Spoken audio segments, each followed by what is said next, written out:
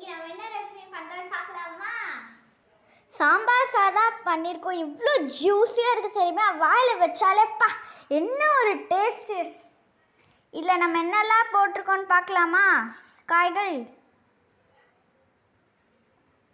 இதை பார்த்தீங்களா? இதில் என்னெல்லாம் போட்டிருக்கோன்னு. இதில் மஞ்சள் பூசணிக்காய் இருக்குது,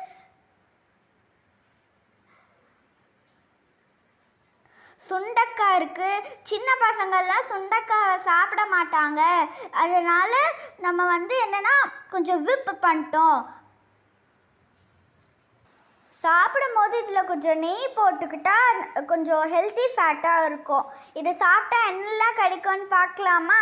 இது சாப்பிட்டா ப்ரோட்டீன், பீட்டா கேரோட்டின்,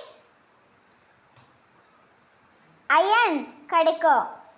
இது சாப்பிட்டா க்ரோத் நல்லா இருக்கும், முடி நல்லா வளரும், கண் பார்வை நல்லா இருக்கும். இதை நீங்கள் டெய்லியும் சாப்பிடணும்ல?